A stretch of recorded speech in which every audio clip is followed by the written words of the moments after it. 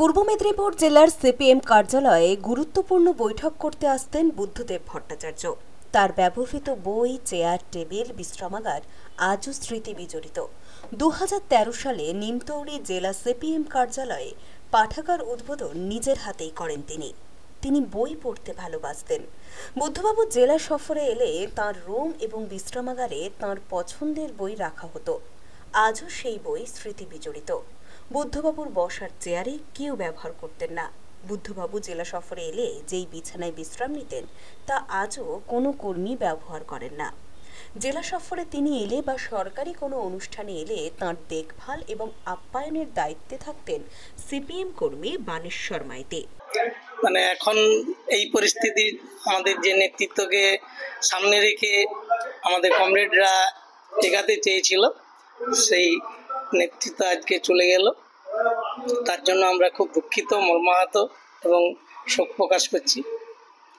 এবং আমাদের জেলাতে এসেছে এবং নেতৃত্বরা এলে তার আপ্যায়নে আমি করতাম নেতৃত্বদের। এবং বুদ্ধদেব বাবু আমাদের এখানে পাঠাগার উদ্বোধন করেছিল, সেই ইয়াতে এসেছিল এবং এমন সামনে ছিলাম। পছন্দের খাবার তার প্রিয় চা খেতেন সিপিএম কর্মী রীতা দত্তের হাতে। নিজের কন্যার মতনই ভালোবাসতেন বুদ্ধবাবু। তার মৃত্যুতে শোকাহত রীতা দেবী। জেলায় যতবার তিনি এসেছেন, আমাদের জমায়েত হোক, অন্য কোনো কর্মসূচি, যেরকম চণ্ডীপুরের জমায়েত, খেজুরির হেরিয়ার জমায়েত এবং আমাদের তমলুকে রাখাল মেমোরিয়াল ফুটবল গ্রাউন্ডের জমায়েত, প্রতিটা জমায়েতে আসার আগে তিনি এখানে আসতেন, ব্ল্যাক কফি খেতেন। আমাকে বলতো, তুমি তো ব্ল্যাক কফি দেবে। আমরা হ্যাঁ, তো বলে তুমি এইটা ভুলে যেও না, এটা আমার ব্ল্যাক কফিটা হচ্ছে স্পেশাল। ব্ল্যাক কফি খেতেন এবং এখানে এসে সকলের সঙ্গে খুব ভালোভাবে কথা বলতেন, কমরেডদের সঙ্গে কথা বলতেন এবং আমরা ভাবতাম যে আমাদের অভিভাবক হিসেবেই তিনি সবসময় আমাদের সঙ্গে আছেন।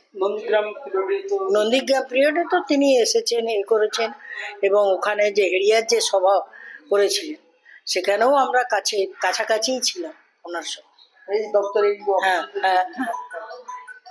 এই দপ্তরে আমার তো প্রচন্ড খারাপ লাগছে, কারণ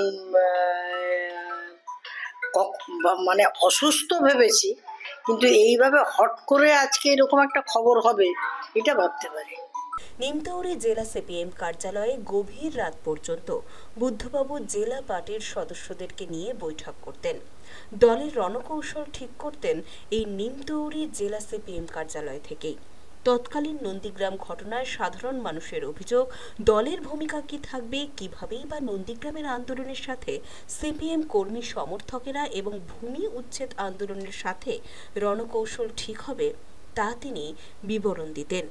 বুদ্ধদেব ভট্টাচার্যের জেলার জনসভার দায়িত্ব দিতেন সিপিএম নেতা, তৎকালীন খেজুরি পঞ্চায়েত সমিতির সভাপতি হিমাংশু দাসের ওপর। সেই সময়ের ঘটনা স্মৃতি হিসেবেই রয়ে গেছে। বুদ্ধবাবুর মৃত্যুর পর স্মৃতিচারণায় হিমাংশু দাস, রীতা দত্ত, গোবিন্দ চক্রবর্তী, বানেশ্বর মাইতি। খুবই দুঃখজনক ঘটনা। উনি আমাদের কাছে, বিশেষ করে আমার কাছেও তিনি একজন বিরল ব্যক্তিত্ব ছিলেন, শ্রদ্ধার মানুষ ছিলেন। উনি মুখ্যমন্ত্রী থাকাকালীন যখন খেজুরিতে এসছেন, আমি তখন সভাপতি খেজুরি পঞ্চায়েত সমিতির। সেই সময় উত্তাল নন্দীগ্রামের বিষয় নিয়ে তিনি বলেছিলেন যে নন্দীগ্রামের মানুষ যদি শিল্প না চায় তাহলে আমরা এক টুকরো জমি ওখানে নেব না। তিনি হেরিয়ায় দাঁড়িয়ে সেদিন খেজুরিতে কথা বলেছিলেন।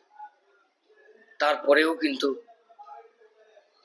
যা ঘটনা সকলেই আপনারা জানেন, বুদ্ধদাকে সেই সময়ে যদি ওইসব এলাকায় এই ঘটনা না ঘটতো তাহলে আমাদের রাজ্যের আজকের এই দুর্দশা হতো না। তিনি দীর্ঘদিন অসুস্থ ছিলেন, তাহলেও আমাদের মনে একটা জোর ছিল তিনি বেঁচে আছেন আমাদের সকলের মাধ্যমে। তিনি আমাদের বেকার যুবক যুবতী শুধু নয়, সাধারণ মানুষের কথা ভাবতেন, করতেন। তাই তিনি বলেছিলেন, যখন হেরিয়ার সবাই আসবেন। ওখানে সঙ্গে সঙ্গে আমাকে বলা হয়েছিল দপ্তর থেকে যে বার্তা বিলি অনুষ্ঠান, কিছু গরিব জনের লোকের সঙ্গে তিনি কথা বলতে চান। সেইভাবে প্রায় আমরা রাত দিন করে প্রশাসনিকভাবে উদ্যোগ নিয়ে আমাদের এলাকার প্রায় ১,৫০০ পাট্টা সেদিন আমরা বিলি করেছিলাম ওনার হাত দিয়ে। এবং শুধু তাই নয়, যখন কেলেঘাই জল আমাদের খেজুরি ভগবানপুর হয়ে মুখবেড়িয়া হয়ে খেজুরি যখন ভেসে গেছিল একটা অংশ, তখন তিনি দৌড়িয়ে এসেছিলেন বানভাসী মানুষের কাছে দাঁড়িয়ে। তখনকার সময় তিনি যে দায়িত্ব গুরুত্বপূর্ণ ভূমিকা পালন করেছে বলার নয়। তাছাড়া এই অফিসে তিনি আসতেন, আমাদের এই অফিসে তিনি একটা পাঠাগার তিনি আমাদের উদ্বোধন করে গেছেন। তার সেই স্মৃতি বিজড়িত পাঠাগার এখন আমরা ভুলতে পারিনি, আমাদের কাছে সম্পদ। ব্যুরো রিপোর্ট, খবর BCBS।